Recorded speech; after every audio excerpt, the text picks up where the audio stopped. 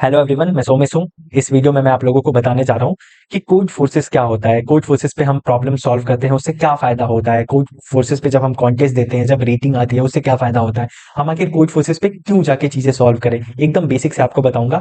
देखिए, सबसे पहले तो कोड फोर्सेस क्या होता है, सबसे बेसिक क्वेश्चन तो देखिए, मोस्ट पॉपुलर प्लेटफॉर्म है कॉम्पिटेटिव प्रोग्रामिंग के लिए। अभी सीपी क्या होता है भैया, कॉम्पिटेटिव प्रोग्रामिंग क्या होता है। तो देखिए, ये कॉन्टेस्ट होता है, जैसे ये वीक में एक बार भी हो सकता है, 2 बार भी, ये कोड फोर्सेस के प्लेटफॉर्म पे आ जाता है कि ठीक है, इस दिन आपका कॉन्टेस्ट है। जनरली ये रात को 8:05 से स्टार्ट होता है और 2 घंटे का होता है कॉन्टेस्ट। ठीक है, वीक में एक बार भी हो सकता है, 2 बार भी हो सकता है।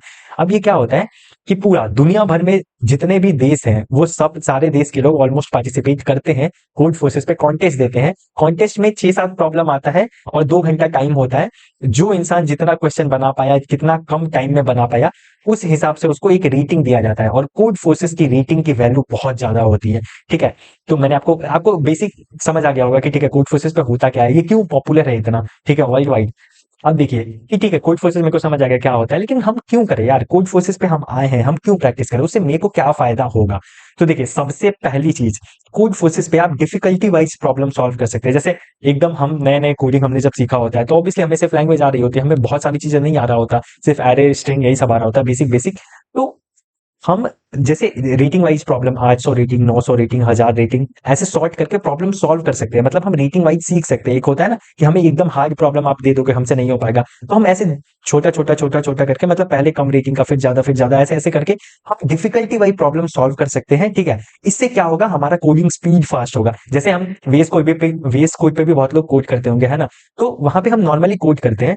यहाँ पे जब आप कोड करोगे ना, वो एक्सेप्टेड लिखता है, वो एक गजब किक देता है आपको कि ठीक है, आपका कोड एक्सेप्ट हो गया। ठीक है, और आपका कोडिंग स्पीड, आपकी सोचने की क्षमता बहुत ज्यादा बढ़ती है जब आप कोड फोर्सेस पे चीजें सॉल्व करते हो। इससे क्या फायदा होगा, ठीक है, मान लीजिए कि आपने ये भी कर लिया, आप प्रॉब्लम सॉल्व कर रहे हो, आपकी कोडिंग स्पीड बढ़ रही है, उससे क्या फायदा होगा। देखिए, जब कंपनीज आती है तो वो ओए लेती है। ओए क्या होता है, ऑनलाइन असेसमेंट, ऑनलाइन आपका टेस्ट लेती है पहले कंपनी, उसमें एक दो कोडिंग प्रॉब्लम्स होते हैं। तो वो कोडिंग के प्रॉब्लम आपको एक पर्टिकुलर टाइम में सॉल्व करने होते हैं कि ठीक है, आपके पास 45 मिनट टाइम है, मान लीजिए, उसमें आपको ये एक क्वेश्चन या 2 क्वेश्चन करना है। तो वो एक टाइम बाउंडेशन कंपनी देती है आपको कि ठीक है, इतना ही टाइम में आपको क्वेश्चन सॉल्व करना है।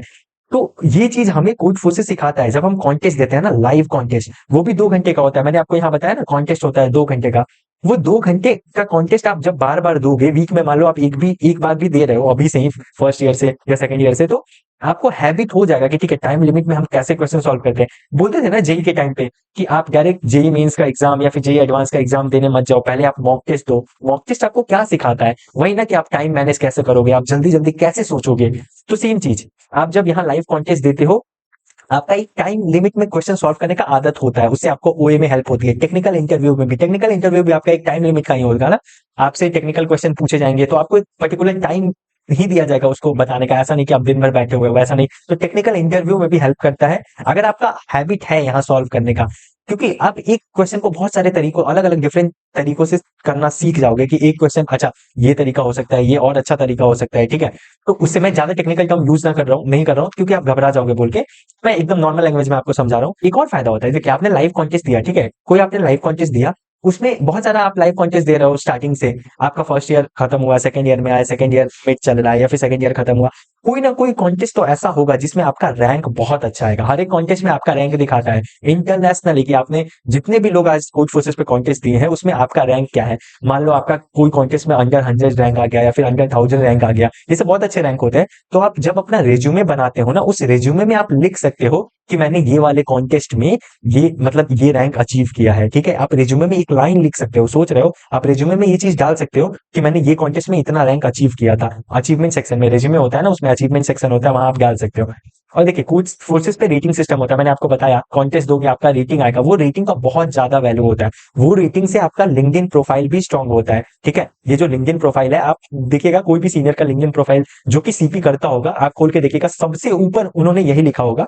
तो जैसे मान लीजिए कोई सीनियर एक्सपर्ट है या फिर कैंडिडेट मास्टर है, तो वो अपने लिंक्डइन प्रोफाइल पे ऊपर ही लिखे हुए होगा कि ठीक है, मैं कैंडिडेट मास्टर हूँ कोड फोर्सेस पे, या फिर एक्सपर्ट हूँ। ठीक है, तो चलिए मैं आपको रेटिंग सिस्टम बता देता हूँ। रेटिंग सिस्टम क्या होता है, देखिए, अगर आप 1200 से कम रेटिंग है आपका कोड फोर्सेस पे, तो आप न्यूबी हो। 1200 से लेके 1400 के बीच में आप प्यूपिल हो। 1400 से 1600 के बीच में आप स्पेशलिस्ट हो।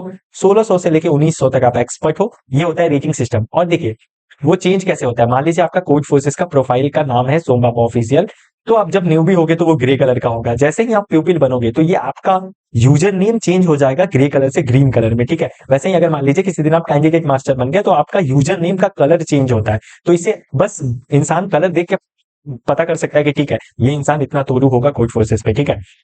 अब देखिए ये रेटिंग सिस्टम भी मैंने आपको बता दिया। उसके बाद क्या भैया बताइए, मान लीजिए कि कॉन्टेस्ट मैंने दिया, कॉन्टेस्ट में प्रॉब्लम सॉल्व नहीं हुआ, फिर क्या करना है? देखिए कॉन्टेस्ट में प्रॉब्लम सॉल्व नहीं हुआ तो आप दूसरे लोगों का आंसर देख सकते हो कॉन्टेस्ट के बाद कि ठीक है उन्होंने ये प्रॉब्लम कैसे सॉल्व किया होगा, आपके फ्रेंड ने कैसे सॉल्व किया होगा, आप ये भी देख सकते हो, ठीक है। और बहुत सारे ट्यूटोरियल्स भी आ जाते हैं आजकल, तो यूट्यूब पे वीडियो सॉल्यूशन भी आ जाता है कि ठीक है, तो वहां से आप समझ सकते हो। तो अगेन अगर आपसे नहीं हुआ तो आप समझ के सीख सकते हो, एक और फायदा, ठीक है। उसके बाद अगर मान लीजिए कोई कॉन्टेस्ट देना आप छूट छोड़ दिया, आपसे कॉन्टेस्ट छूट गया कोई सा, तो आप बाद में वर्चुअल कॉन्टेस्ट भी दे सकते हो। वर्चुअल कॉन्टेस्ट क्या होता है कि ठीक है आप बाद में प्रॉब्लम तो सॉल्व करोगे लेकिन उससे आपका रेटिंग अफेक्ट नहीं होगा।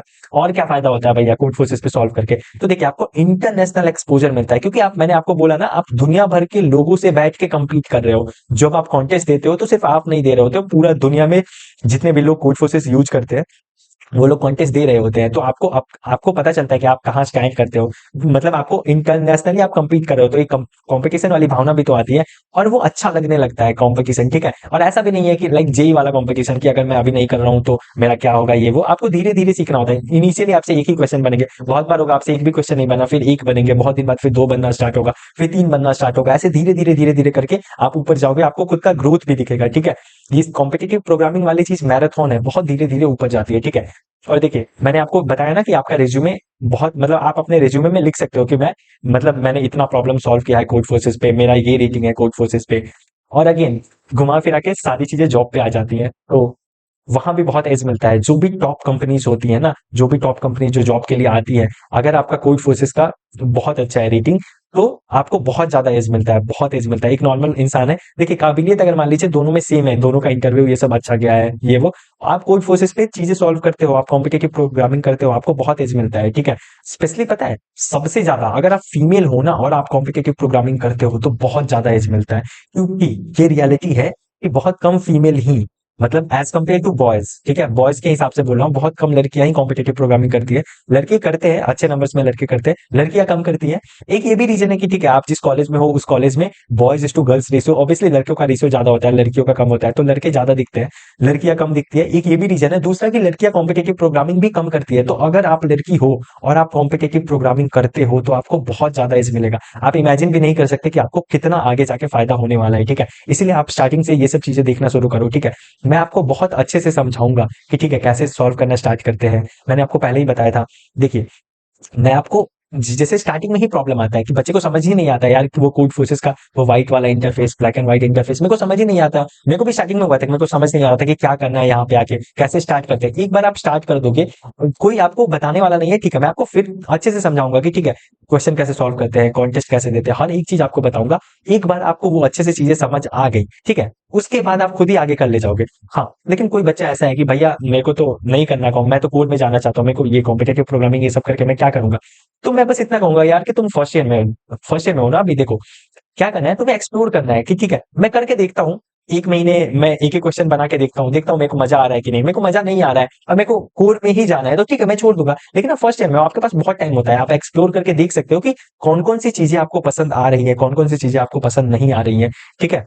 तो आई होप कि ये वीडियो आपके लिए बेनिफिशियल हुआ होगा, आपको चीजें समझ आई होंगी। और अगर मान लीजिए फिर भी आपका कुछ डाउट है तो आप कमेंट सेक्शन में पूछिए, नीचे आपका जेन्युइन डाउट होगा आपका, आपको पक्का रिप्लाई किया जाएगा, ठीक है। तो ठीक है चलिए फिर मिलते हैं अगले वीडियो में।